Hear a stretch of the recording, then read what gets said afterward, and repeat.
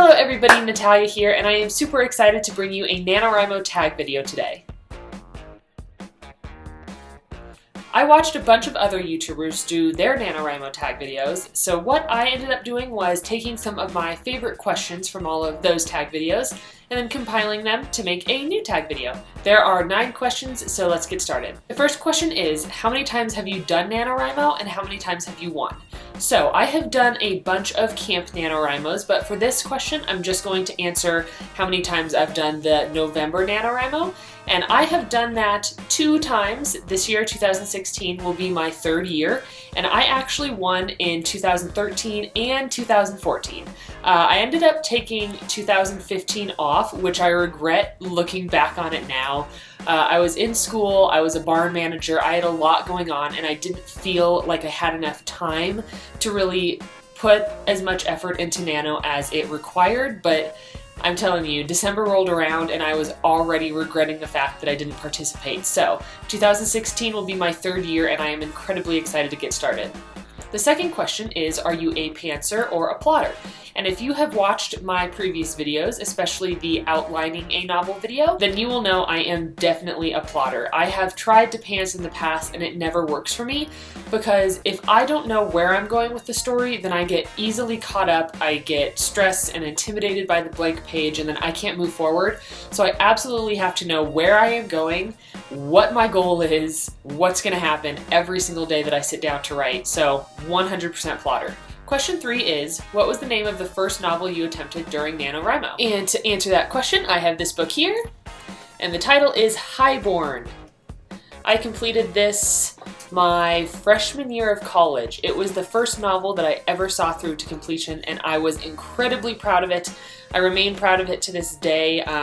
Just this past year, it got a cover change that I am very, very happy with. So first novel I attempted during Nano was Highborn. Question 4 is, give us a 1-sentence summary of what you're working on this NaNoWriMo. Okay, so here we go. A rough 1-sentence summary of what I am working on. So this is my fairy novel.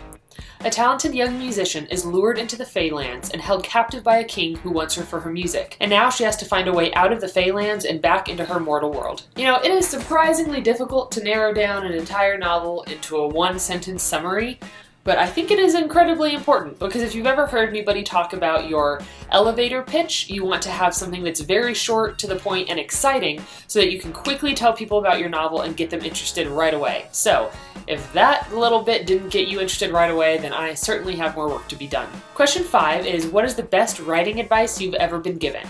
And I actually have 2 pieces of advice that I would like to bestow on all you wonderful viewers. The first is that it is totally okay to write a shitty first draft. If you have ever read any of Anne Lamott's work, especially her novel Bird by Bird, then you'll know what I'm talking about, but she has a section in that novel called Shitty First Drafts, and she talks about how it is perfectly okay to just write garbage for the first draft.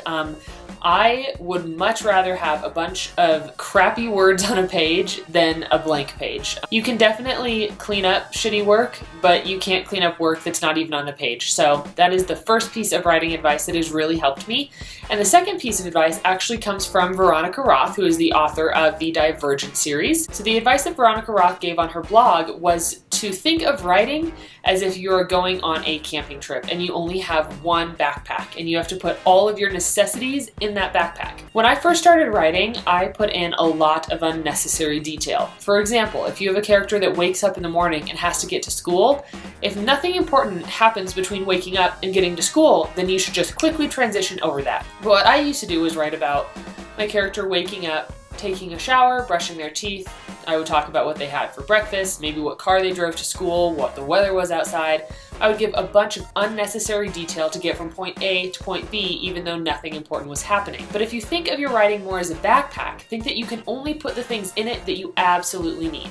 If you were going hiking, you would not need nail polish, a hair straightener, or your laptop, right? You would probably need hiking boots, survival kit, and food. So in your writing, you only need the most important details that are necessary for the reader to understand the story and understand the plot. So remember, don't put in a bunch of unneeded, unnecessary detail. It just bogs the reader down and slows down the pace of your novel. Question 6 is, what is your biggest inspiration for figuring out what to write?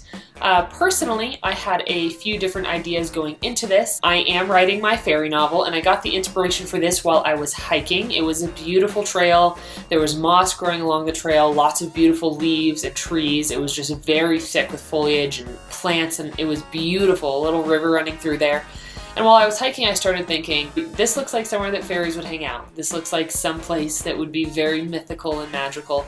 And that was what initially gave me this idea. Now, I did have 2 other ideas. One was a bit of a contemporary horror novel, and the other was a paranormal romance. And what I did was I had all 3 of those novel ideas, and I started just planning them out a little bit at a time. Whenever I would get inspiration for one of them, I would jot down notes. You can actually see all of this in my Picking a Project video, but really what I just did at the end of that process was I looked at which novel had the most bullet points and the most inspiration going into it, and that was certainly my fairy novel. So I feel that this novel will be the best to carry me all the way through November and then into the editing and revising phases after that. Question 7 is, read us the first sentence from one of your books. Which am I going to choose? I have Highborn and I have Way of Spears. Okay, the first sentence in Highborn is actually just one word, so I'm going to read you the first sentence out of my newest novel, Way of Spears. Prologue. The Lord and Lady of Greenhaven were at breakfast when a messenger came through the doorway bearing a note on cream-colored parchment. If you want more of that, go to Amazon. You can buy my book today for $14.95 in paperback or 99 cents for the ebook. Yay! Question number 8 is, what do you plan to do with your manuscript after NaNoWriMo? I plan to turn this manuscript into a full-fledged novel, and I am aiming for it to be approximately 100,000 words. So during Nano, I am going to try to get 75,000 words, which is a lot. Honestly, I have struggled both of the past NaNoWriMos just to get 50,000 words down, but this is going to be the first NaNoWriMo where I am not in school. I graduated in May, so now I have a bunch of time on my hands and I really want to focus on Nano. So if I can get 75,000 words done during November, then I plan to spend December finishing off the novel. I will take January off, get some distance from my work. We all need that after we finish a project. And then in February, I will start revising it and getting it ready for publication. And the final question, question number 9 is, are you nervous for Nano? Are you prepared? Now, I am both nervous and super excited for Nano. This happens to me every year. I'm nervous because it is a big commitment, writing that much every single day. And I know that during Nano, I have like a very guilty conscience. So if I ever miss a day of writing, then I have guilt. Or if I miss a weekend of writing, then I'm just like suffering and drowning in guilt. I always get nervous because I know that it is a really big commitment and I'm going to have to spend a lot of time and energy on it.